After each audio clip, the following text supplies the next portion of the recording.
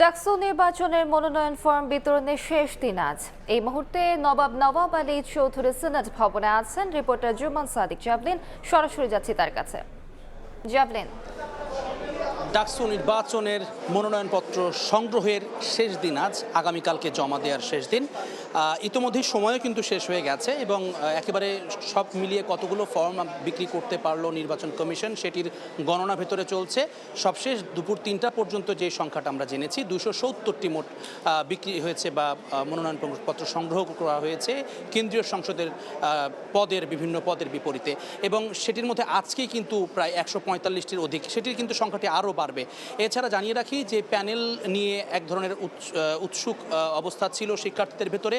আজকে কিন্তু বড় যে সংগঠনগুলো, ছাত্র সংগঠন, বিশেষ করে রাজনৈতিক সংগঠন যেগুলো আছে তাদের প্যানেলের দিকে তাকিয়েছিল, কিন্তু শুধুমাত্র দুটি প্যানেল আমরা দেখতে পেরেছি পূর্ণাঙ্গ বড় দলগুলোর মধ্যে।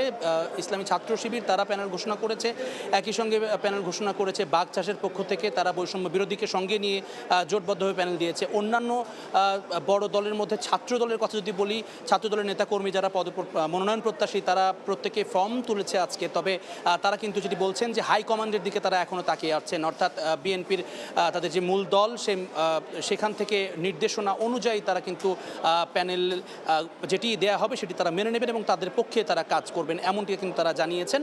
আর এছাড়া কিছু অভিযোগে বেড়ে উঠেছে আজকে একেবারে শেষ মুহূর্তে এসে, সেটি হচ্ছে যে নির্বাচনী আচরণবিধি ভঙ্গের অভিযোগ তুলেছে ছাত্র দলের এক অংশের উপরে। সেটি অভিযোগটি করেছে ইসলামী ছাত্র আন্দোলন।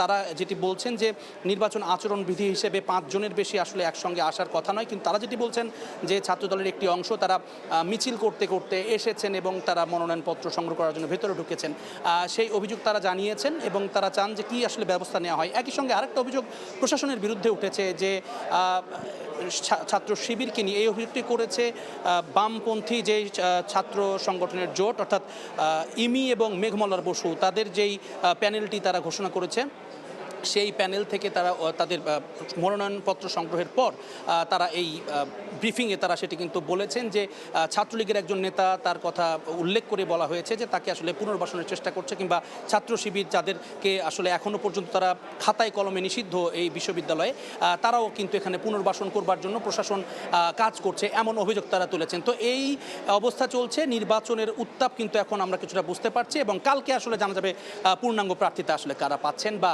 কারা মনোনয়ন পাচ্ছেন দলীয়। তো এই ছিল এখনো পর্যন্ত আমার কাছে ডাকসু নির্বাচনের মনোনয়ন ফর্মের ব্যাপারে সব শেষ খবর। সরাসরি যুক্ত ছিলাম ঢাকা বিশ্ববিদ্যালয়ে।